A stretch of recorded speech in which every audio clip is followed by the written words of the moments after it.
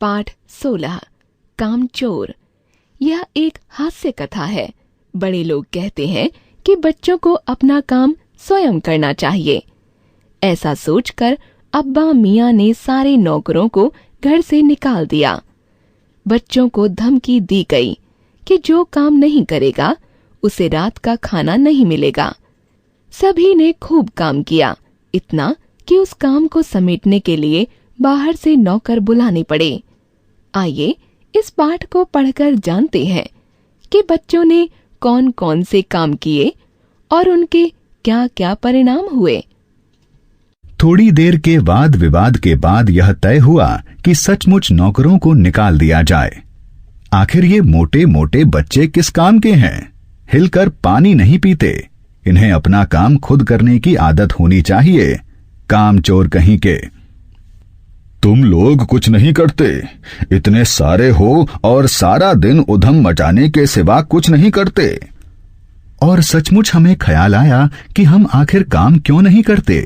हिलकर पानी पीने में अपना क्या खर्च होता है, इसलिए हमने तुरंत हिल हिलाकर पानी पीना शुरू किया।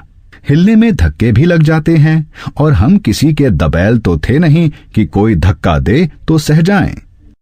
लीजिए, पानी के मटकों के पास ही घमासान मच गया। सुराहियां उधर लुढ़की, मटके इधर गए, कपड़े भीगे सो अलग। ये भला काम करेंगे ना समझ कहीं के। अम्मा ने निश्चय किया। करेंगे कैसे नहीं? देखो जी, जो काम नहीं करेगा उसे रात का खाना हरगिज नहीं मिलेगा, समझे? यह लीजिए, बिल्कुल शाही फरमान जारी हो रहे हैं। हम काम करने को तैयार हैं, काम बताए जाएं। हमने दुहाई दी। बहुत से काम हैं जो तुम कर सकते हो। मिसाल के लिए, यह दरी कितनी मैली हो रही है, आंगन में कितना कूड़ा पड़ा है, पेड़ों में पानी देना है और भाई मुफ्त तो यह काम करवाए नहीं जाएंगे। तुम सबको तनख्वाह भी मिलेगी। अब्बा मियाँ ने कुछ काम बताए और दूसरे कामों का हवाला भी दिया। माली को तनख्वाह मिलती है, अगर सब बच्चे मिलकर पानी डालें तो। एहे, खुदा के लिए नहीं, घर में बाढ़ आ जाएगी। अम्मा ने याचना की। फिर तनख्वाह के सपने देखते हुए हम लोग काम पर तुल गए। एक दिन फर्शी दरी पर बहुत से बच्चे जुट गए और चारों ओर से कोने पकड़कर झटकना शुरू किया। दो चार ने लकड़ियां लेकर धुआंधार पिटाई शुरू कर दी। सारा घर धूल से अट गया। खांसते खांसते सब बेदम हो गए। सारी धूल जो दरी पर थी, जो फर्श पर थी, सबके सिरों पर जम गई, नाकों और आंखों में घुस गई। बुरा हाल हो गया सबका। हम लोगों को आंगन में निकाला गया। वहां हम लोगों ने फौरन झाड़ू देने का फैसला किया। झाड़ू एक थी और तनख्वाह लेने वाले उम्मीदवार बहुत, इसलिए क्षण भर में झाड़ू के पुर्जे उड़ गए। जितनी सीकें जिसके हाथ पड़ी, वह उनसे ही उल्टे सीधे हाथ मारने लगा। जमीन कम और एक दूसरे की टांगें ज्यादा झाड़ी गईं। नतीजा यह कि सीकें चलीं, आंखें फूटते फूटते बचीं। अम्मा ने सिर पीट लिया। असल में झाड़ू देने से पहले जरा सा पानी छिड़क लेना चाहिए। बस यह ख्याल आते ही तुरंत फर्श पर पानी छिड़का गया। जमीन तो वैसे ही धूल से अटी हुई थी, पानी पड़ते ही सारी धूल कीचड़ बन गई। अब सब मजदूर आंगन से भी निकाले गए। तय हुआ कि पेड़ों को पानी दिया जाए। बस सारे घर की बाल्टियां, लोटे, तसले, भगोने, पतीलियां लूट ली गईं। जिन्हें ये चीजें भी न मिली, वे डोंगे, कटोरे और गिलास ही ले भागे। अब सब लोग नल पर टूट पड़े। यहां भी वह घमासान मची कि क्या मजाल जो एक बूंद पानी भी किसी के बर्तन में आ सके। ठूसम ठास, किसी बाल्टी पर पतीला और पतीले पर लोटा और भगोने और डोंगे। पहले तो धक्के चले, फिर कुहनियां और उसके बाद बर्तन। इस धींगा मुश्ती में कुछ बच्चे कीचड़ में लथपथ हो गए। जिन्हें नहलाकर कपड़े बदलवाने के लिए नौकरों की वर्तमान संख्या काफी नहीं थी। पास के बंगलों से नौकर आए और 4 आना प्रति बच्चा के हिसाब से नहलवाए गए। हम लोग कायल हो गए कि सचमुच यह सफाई का काम अपने बस की बात नहीं और न पेड़ों की देखभाल हमसे हो सकती है। कम से कम मुर्गियां ही बंद कर दें। बस शाम ही से जो बांस छड़ी हाथ पड़ी लेकर मुर्गियां हाँकने लगे, चल दड़बे दड़बे। पर साहब, मुर्गियों को भी किसी ने हमारे विरुद्ध भड़का रखा था। ऊट पटांग इधर उधर कूदने लगीं। आया खीर के प्यालों पर चांदी के वर्क लगा रही थी। 2 मुर्गियां उसी खीर पर से दौड़ती फड़फड़ाती हुई निकल गईं। तूफान गुजरने के बाद पता चला कि प्याले खाली हैं और सारी खीर दीदी के कामदानी के दुपट्टे और ताजा धुले सिर पर लगी हुई है। एक बड़ा सा मुर्गा अम्मा के खुले हुए पानदान में कूद पड़ा और कत्थे चूने में लिथड़े हुए पंजे लेकर नानी अम्मा की सफेद दूध जैसी चादर पर छापे मारता हुआ निकल गया। एक मुर्गी दाल की पतीली में छपाका मारकर भागी और सीधी जाकर मोरी में इस तेजी से फिसली कि सारी कीचड़ मौसी जी के मुंह पर पड़ी, जो बैठी हुई हाथ मुंह धो रही थीं। इधर सारी मुर्गियां बेनकेल का ऊंट बनी चारों तरफ दौड़ रही थीं। एक भी दड़बे में जाने को राजी न थी। इधर किसी को सूझी कि बकरीद के लिए भेड़ें आई हुई हैं, लगे हाथों उन्हें भी दाना खिला दिया जाए। दिन भर की भूखी भेड़ें दानों का सूप देखकर जो सब की सब झपटी तो भागकर जाना कठिन हो गया। लष्टम पष्टम तख्तों पर चढ़ गईं, पर भेड़ चाल मशहूर है। उनकी नजर तो बस दाने के सूप पर जमी हुई थी। पलंगों को फलांगती, बर्तन लुढ़काती साथ साथ चढ़ गईं।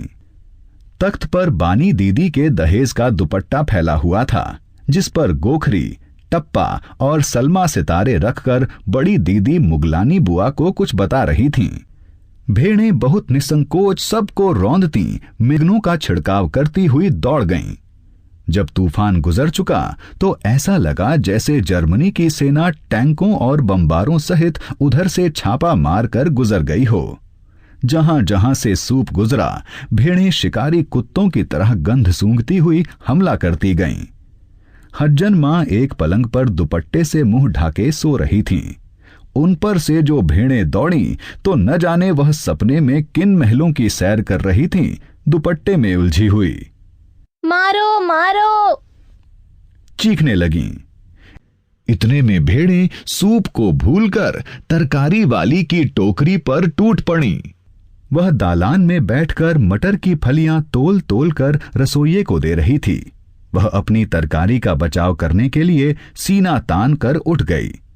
आपने कभी भेड़ों को मारा होगा तो अच्छी तरह देखा होगा कि बस ऐसा लगता है जैसे रुई के तकिए को कूट रहे हों।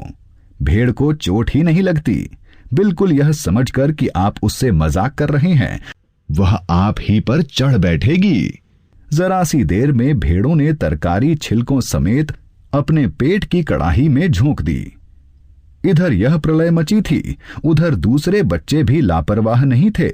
इतनी बड़ी फौज थी जिसे रात का खाना न मिलने की धमकी मिल चुकी थी। वे 4 भैंसों का दूध दूहने पर जुट गए। धुली बेधुली बाल्टी लेकर 8 हाथ 4 थनों पर पिल पड़े। भैंस एकदम जैसे चारों पैर जोड़कर उठी और बाल्टी को लात मारकर दूर जा खड़ी हुई। तय हुआ कि भैंस की अगाड़ी पिछाड़ी बांध दी जाए और फिर काबू में लाकर दूध दूह लिया जाए। बस झूले की रस्सी उतारकर भैंस के पैर बांध दिए गए। पिछले 2 पैर चाचा जी की चारपाई के पायों में बांध अगले 2 पैरों को बांधने की कोशिश जारी थी कि भैंस चौकन्नी हो गई। छूट कर जो भागी तो पहले चाचा जी समझे कि शायद कोई सपना देख रहे हैं। फिर जब चारपाई पानी के ड्रम से टकराई और पानी छलक कर गिरा तो समझे कि आंधी तूफान में फंसे हैं, साथ में भूचाल भी आया हुआ है। फिर जल्दी ही उन्हें असली बात का पता चल गया और वह पलंग की दोनों पट्टियां पकड़े बच्चों को खुला छोड़ देने वालों को बुरा भला सुनाने लगे। यहां बड़ा मजा आ रहा था। भैंस भागी जा रही थी और पीछे पीछे चारपाई और उस पर बिल्कुल राजा इंद्र की तरह बैठे हुए थे चाचा जी। ओहो, एक भूल ही हो गई, यानी बछड़ा तो खोला ही नहीं, इसलिए तत्काल बछड़ा भी खोल दिया गया।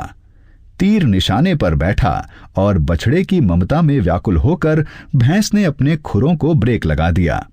बछड़ा तत्काल जुट गया। दुहने वाले गिलास कटोरे लेकर लपके, क्योंकि बाल्टी तो छपाक से गोबर में जा गिरी थी। बछड़ा फिर बागी हो गया। कुछ दूध जमीन पर और कपड़ों पर गिरा। 2-4 धारें गिलास कटोरों पर भी पड़ गईं।